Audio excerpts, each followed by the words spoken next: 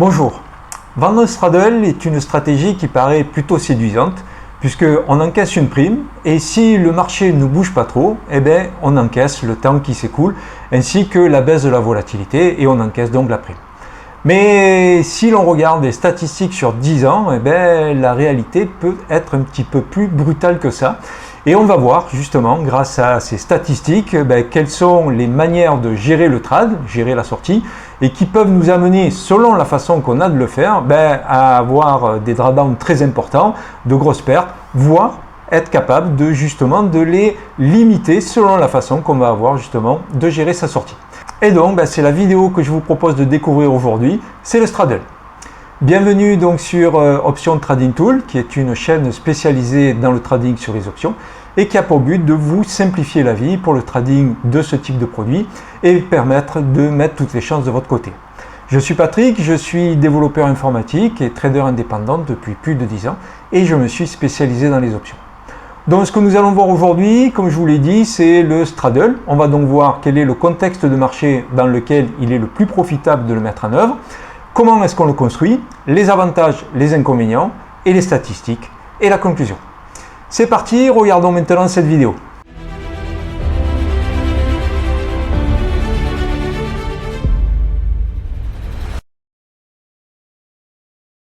Alors tout d'abord le contexte, ce qui nous permettra par la suite de mieux comprendre la façon dont on a de le construire.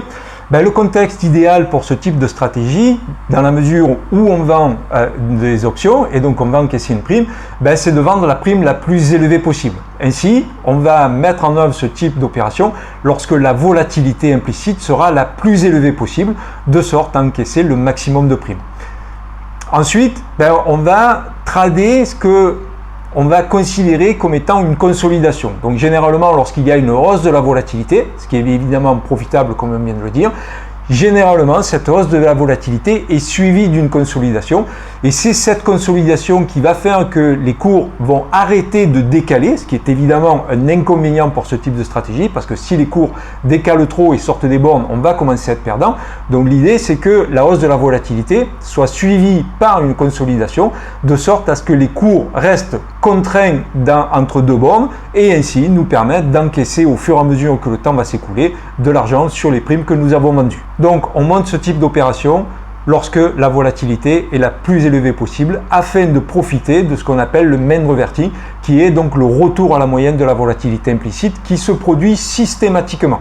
Ainsi, c'est évidemment un avantage que nous verrons par la suite. Alors, comment est-ce qu'on construit ce type de stratégie? C'est ce que je vous propose donc maintenant de découvrir. Alors, ce que nous avons là sous les yeux, c'est ce qu'on appelle un payoff, donc qui est un graphe des gains et des pertes de la stratégie. Donc, ce que nous avons là sous les yeux, en fait, c'est un Iron Condor.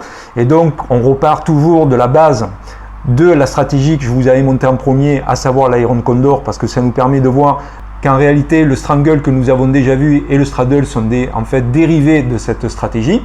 Donc, si on enlève le call acheté d'un côté et le put acheté de l'autre pour nous protéger de l'Iron Condor, nous avons maintenant donc le strangle que nous avons déjà vu. Et pour avoir un straddle, il suffit en fait de vendre le put et le call à la monnaie, contrairement au fait que dans le strangle on était en dehors de la monnaie. Et là, si on se met maintenant à la monnaie, on voit qu'on a un con en fait et qui est ce qu'on appelle donc le straddle. Donc on voit qu'on encaisse une prime, puisqu'on voit qu'on a un max profit donc de 1347 $ sur cette stratégie, mais qu'on a par contre, dans la mesure où nous avons enlevé les protections côté call et côté put que nous avions sur l'Iron Condor ou sur l'Iron Butterfly que nous avons vu la semaine dernière, nous avons un risque de perte qui est illimité. Alors on dit illimité, mais la réalité c'est qu'en fait il est indéfini, parce que limité il est forcément du côté de la hausse par le temps, puisqu'on ne va pas monter jusqu'à l'infini d'une part, d'autant qu'on est limité par le temps, et on ne va pas descendre à l'infini puisqu'on n'ira pas en deçà de 0. Donc on voit au travers de ce que nous avons là sous les yeux que la stratégie gagne à partir du moment où les cours de la valeur restent entre la borne 141,53 et 168,48. Donc là ce sont les niveaux de break-even au-delà duquel côté call nous allons perdre et en deçà duquel côté put 141,53 nous allons commencer à perdre.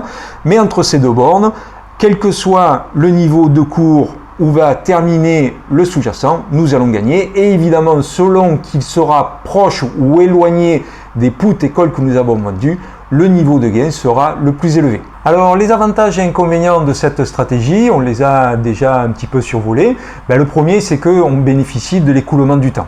Et l'écoulement du temps, quoi qu'il se passe sur le marché, le temps va s'écouler. Et donc ça sera toujours bénéfique lorsqu'on va vendre des options. Et c'est donc bénéfice lorsque nous montons un straddle, puisque nous sommes vendeurs d'un call d'un côté et d'un put de l'autre côté. On va également bénéficier, on en a déjà parlé, de ce qu'on appelle le mean reverting, c'est-à-dire que la volatilité revienne toujours à sa moyenne après avoir augmenté. Et donc par conséquent, la baisse de la volatilité attendue avec ce type de stratégie va nous être également profitable. Il faut également savoir que dans la majeure partie des cas, surtout lorsque le marché est en situation de stress, que les market makers et les opérateurs de marché vont chercher à se protéger. Ils vont donc augmenter la prime de risque, donc on va vendre effectivement les options plus chères et donc encaisser plus de primes en période de volatilité élevée, mais dans la mesure où ils vont vouloir se protéger, ils vont surestimer la volatilité implicite par rapport à la volatilité réelle. Par conséquent, on va vendre plus de volatilité que ce que le marché va réellement réaliser. Par conséquent, il y a toujours une prime supplémentaire qui est ajoutée au prix de l'option. Par conséquent, on a également un avantage puisqu'on va vendre, entre guillemets, un produit plus cher que ce qu'il ne vaut en réalité. Ce qui est un autre avantage évidemment à vendre des options puisque c'est la plupart du temps le cas. Et l'autre avantage, c'est que dans la mesure où en fait il y a ce qu'on appelle donc la distribution de log normal des cours qui fait qu'on sait que environ 68% des cours restent entre moins un écart type et plus un écart type, on a des taux de réussite plus élevés, assez élevés avec ce type de stratégie qui sont évidemment au l'ordre. Ça dépend également de la prime que nous avons encaissée, puisque comme vous l'avez vu tout à l'heure, le cône de profitabilité de la stratégie va dépendre de la valeur du montant donc des primes que nous avons vendues, et c'est ce qui va déterminer bien sûr le taux de probabilité de réussite également de la stratégie. Alors, bien sûr, il y a des taux de réussite élevés, mais le problème de cette stratégie, c'est que le risque est asymétrique. C'est-à-dire qu'on n'a pas de protection et par conséquent, l'un des inconvénients majeurs de cette stratégie, c'est le niveau de risque, puisque si jamais on a un gros décalage des cours, que ce soit du côté de la hausse ou du côté de la baisse, dans la mesure où on n'a pas de protection, on a des risques de perte très élevés. L'autre inconvénient, c'est que même si la volatilité est mean reverting, au moment où on va opérer le trade, il n'est pas impossible que la volatilité n'est pas terminée. Peut-être qu'elle va continuer à augmenter, les cours vont continuer à décaler, et là, c'est le double effet qui se coule. C'est-à-dire qu'on va d'une part perdre parce que le cours décale, et donc on va se rapprocher de nos strikes achetés ou vendus selon le sens dans lequel évidemment le marché va évoluer, ce qui va bien sûr contribuer à faire augmenter le prix des options, et nous ce qu'on veut c'est que le prix des options baisse, pas qu'il monte, et donc là le prix va augmenter, et en plus si la volatilité augmente, on va perdre par deux facteurs prépondérants que sont d'une part le décalage du cours et d'autre part la hausse de la volatilité.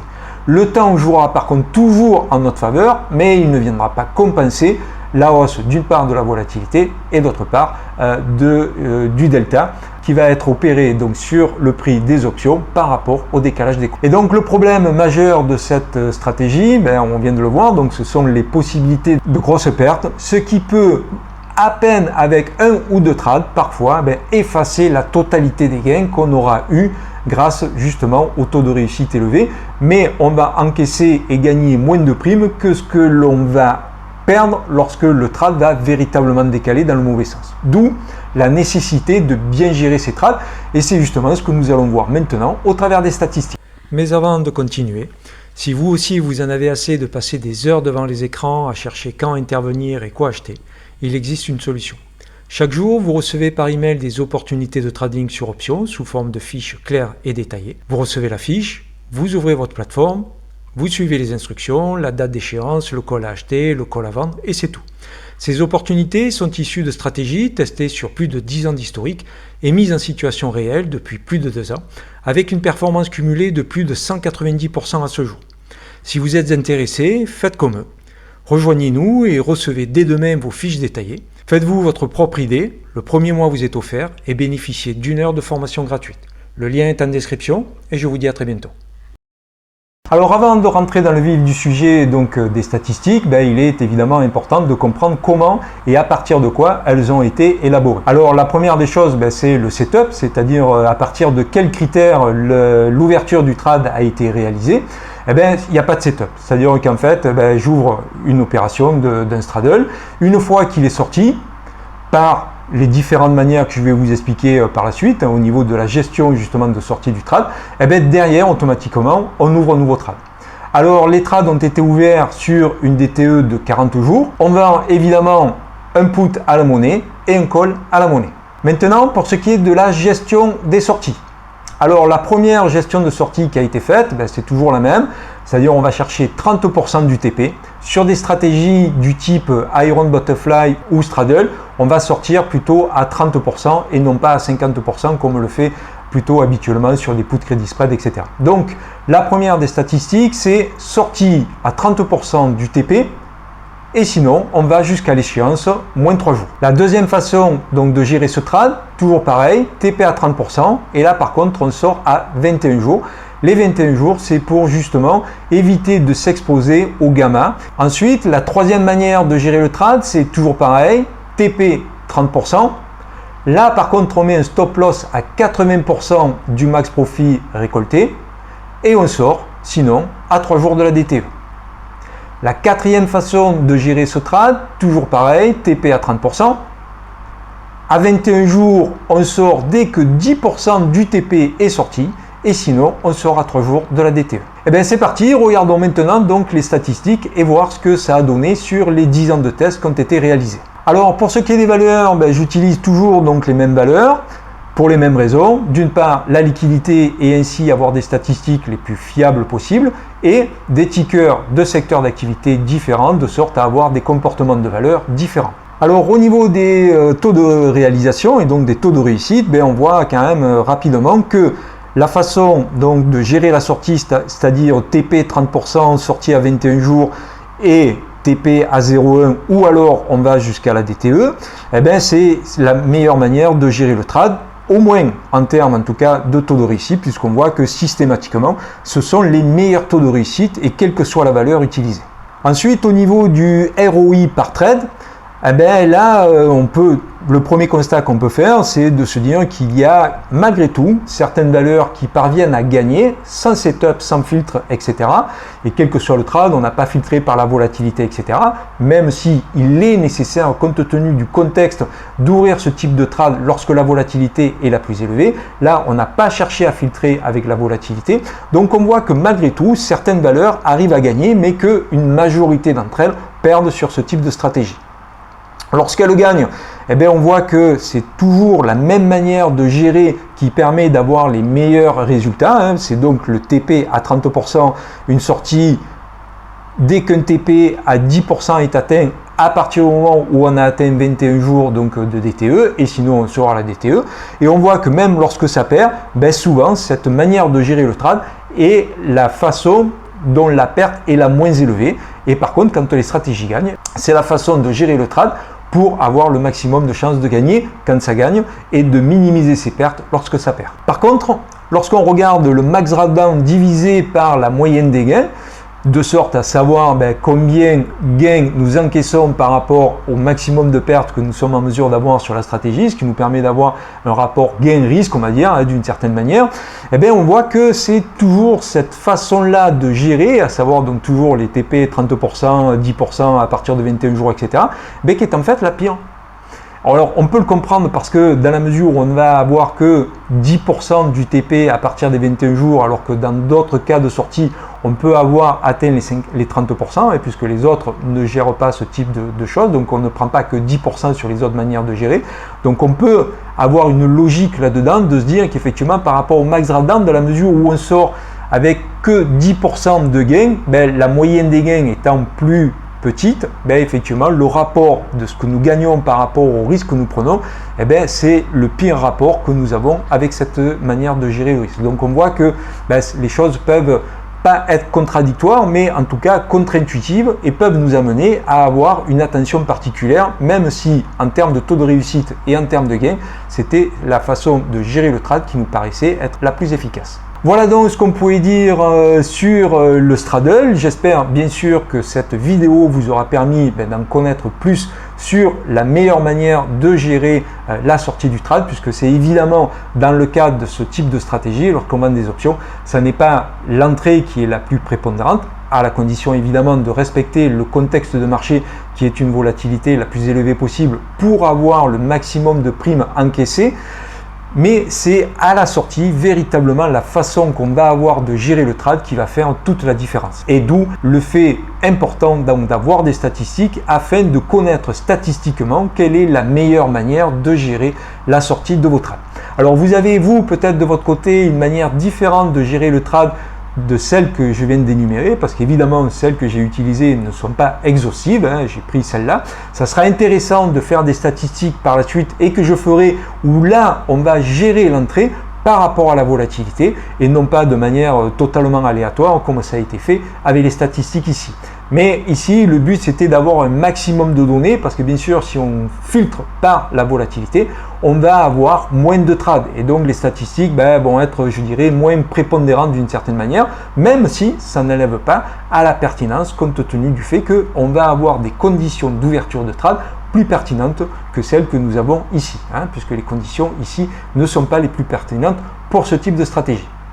Donc, je me répète, si vous avez une façon de votre côté de gérer les sorties de trade, n'hésitez pas à en faire part, à amener une critique sur la façon que j'ai eu de présenter les choses, parce que évidemment, je ne suis pas docteur S option, donc je peux avoir une manière biaisée d'aborder les choses, et donc je suis tout à fait ouvert à la critique et à la façon que vous pourrez avoir de m'amener à une meilleure réflexion et une ouverture différente de celle que j'ai eue jusqu'à présent en termes de trading sur les straddles ou tout autre type évidemment de stratégie d'option. Voilà, donc je vous remercie à nouveau d'avoir suivi cette vidéo jusqu'au bout. J'espère une fois de plus qu'elle vous aura permis d'en apprendre plus sur la manière de gérer et de trader avec le straddle. Et quant à moi, je vous dis, en tout cas je l'espère, à très bientôt et prenez soin de vous.